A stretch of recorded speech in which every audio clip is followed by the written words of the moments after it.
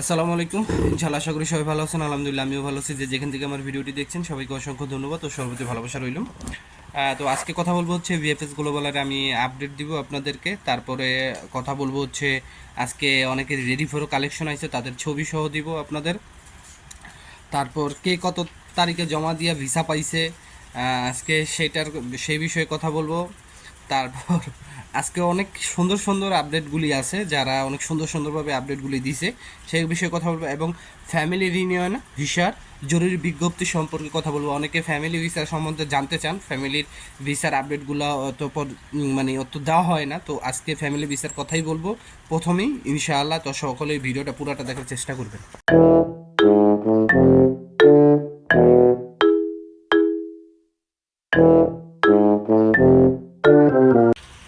তো সব কিছুর জন্য আলহামদুলিল্লাহ।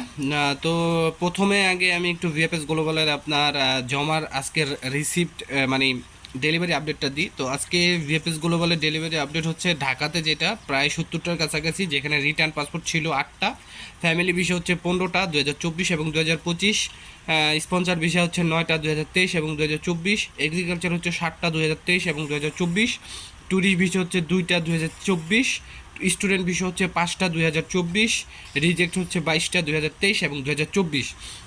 এখানে কিন্তু একটু খেয়াল করে মনে রাখবেন যে ফ্যামিলি ভিসা কিন্তু 15টা পাওয়া গেছে 2024 এবং 2025-এর। তো অনেকেই বলেন ফ্যামিলি ভিসার কথা, এখানে কিন্তু ফ্যামিলি ভিসা দিচ্ছে। যারা অনেকেই বলেন যে যেহেতু নলস্তা স্থগিত করা হয়েছে ওয়ার্ক পারমিট ভিসার, আপনারা যারা জমা দিয়েছেন তাদের কি হচ্ছে কিনা? হ্যাঁ, তাদেরও হচ্ছে। যারা জমা দিয়েছেন তাদের সাবজেক্টগুলো আলাদা। তারপর হচ্ছে সিলেট ভিএফএসগুলো বলে প্রায় 30টার কাছাকাছি আজকে ডেলিভারির সংখ্যা, যেখানে ফ্যামিলি ভিসা ছিল 7টা 2024 এবং 2025, স্পন্সর ভিসা ছিল 5টা 2024, এগ্রিকালচার ভিসা ছিল 4টা 2023, স্টুডেন্ট ভিসা একটাও নাই, রিজেক্ট হচ্ছে 11টা 2023 এবং 2024। এখানেও কিন্তু ফ্যামিলি ভিসার সংখ্যাটা বেশি, 7টা 2024 এবং 2025। আশা করি আপনারা আপনাদের আপডেটগুলো পাইছেন। এটা ছিল হচ্ছে আপনার আজকের ডেলিভারি আপডেট। তো এখন আমি যদি একটুখানি আপনাদেরকে ফ্যামিলি ভিসার যে নতুন বিজ্ঞপ্তিটা যেটা আমার কাছে আছে, এটা হয়তো বা আপনারা অনেকেই দেখছেন। তো এই বিষয়ে যদি আমি একটু কথা বলি আপনাদের সাথে, তাহলে আপনারা একটু বুঝতে পারবেন।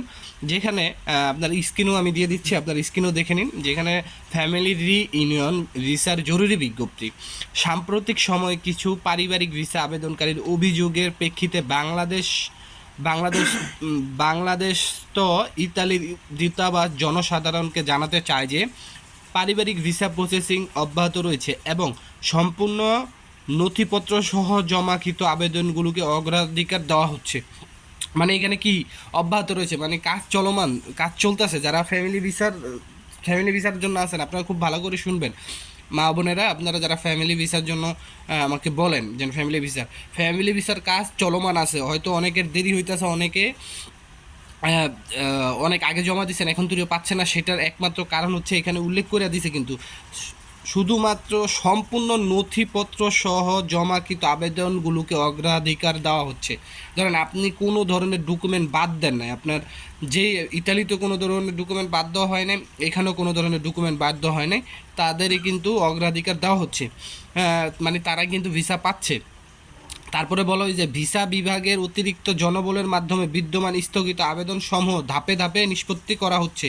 মানে এখানে কি লাগছে, ভিসা বিভাগের অতিরিক্ত জনবলের মাধ্যমে তারা কিন্তু ভিসা বিভাগে যে কাজগুলো করে, মানে ভিসা অফিসার যারা আছে তাদের মাধ্যমে কিন্তু বিদ্যমান স্থগিত আবেদন সমূহ যেগুলো স্থগিত করা হয়েছে সেগুলো ধাপে ধাপে নিষ্পত্তি করা হইতেছে। মানে একটা ধারার মাধ্যমে তারা নিষ্পত্তি করতেছে। তারপরে লেখছে বিপুল সংখ্যক আবেদন জমা হওয়া এবং জালিয়াতি ও মিথ্যা তথ্য প্রদানের উচ্চ হারজনিত কারণে ভিসা বিভাগ বর্তমানে অতিরিক্ত চাপের সম্মুখীন হচ্ছে। এটা কথা ঠিক। তারপর হচ্ছে এই পরিস্থিতির ফলে সকল আবেদন পুঙ্খানুপুঙ্খানুভাবে যাচাই করা প্রয়োজন। যাচাই করেন, ভালো কথা, খুব ভালো কথা, আমি এটা আই অ্যাপ্রিসিয়েট। এর জন্য কিছু ক্ষেত্রে প্রক্রিয়া সম্পূর্ণ করতে বাড়তি সময়ের প্রয়োজন হতে পারে। হ্যাঁ, সেই সময়ের প্রয়োজন হতে পারে, এটা কিন্তু আমাদের জানানো দরকার যে কেমন সময় আপনার প্রয়োজন হতে পারে। এটা আমি মনে করি যে এটা যদি আপনারা জানান তাহলে হয়তোবা ভুক্তভোগী যারা আছে অ্যাটলিস্ট তারা আপনাদের উপরে আস্থা রাখবে এবং আপনাদের সময় যে সময়টা আপনারা যে সময়টা নিতে চাচ্ছেন সেটা তারা আপনাদেরকে দিবে। যেই সকল ব্যক্তি ইতালির যে কোনো ধরনের ভিসার জন্য আবেদন করেছেন, পারিবারিক ভিসা সহ নিজ উদ্যোগে প্রয়োজনীয় নথিপত্র সমূহ সংগ্রহ করা এবং সরাসরি বিএফএস এর সাথে যোগাযোগ করার জন্য পরামর্শ দেওয়া হয়েছে। তো বুঝতেই পারছেন আপনাদের সরাসরি নথিপত্র সহ ভিসা যেখানে আপনারা আবেদন করছেন মানে ভিএফএস গ্লোবাল, সেখানে আপনাদেরকে সরাসরি যোগাযোগ করার পরামর্শ দেওয়া হচ্ছে। দালালদের মাধ্যমে আবেদন করা থেকে বিরত থাকুন, মানে দালালদের মাধ্যমে আবেদন করা থেকে বিরত থাকুন। আপনারা যারা নতুন ফ্যামিলি ভিসা ফ্যামিলি নুলস্থা পাবেন, কিভাবে কি করতে হবে, আপনারা একদিন কোনো অ্যাপয়েন্টমেন্ট লাগবে না, আপনারা ভিএফএস গ্লোবালে গেলে তারা সমস্ত সঠিক সব কিছু বইলা দিবে। আশা করি বুঝতে পারছেন।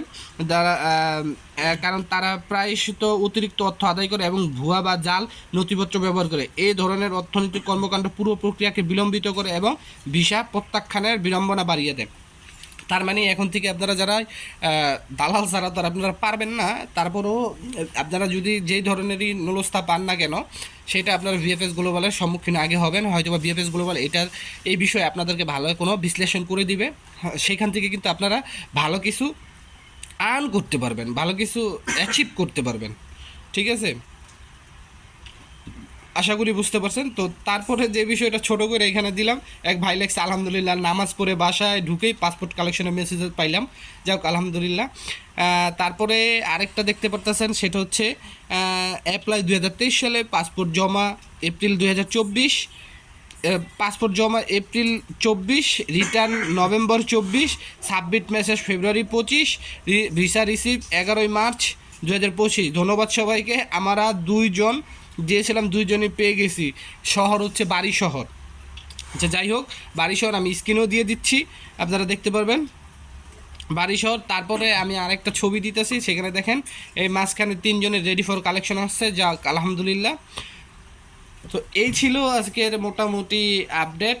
ঠিক আছে, তো আপনারা অনেকেই আমাকে বলেন যে ভাই এই যে যে স্থগিত করা হয়েছে, এগুলো কি যারা আপনারা ভিএফএস গ্লোবালে জমা দিয়েছেন আপনাদেরও কি স্থগিত করেছেন? না, আপনাদের স্থগিত করা হয়নি।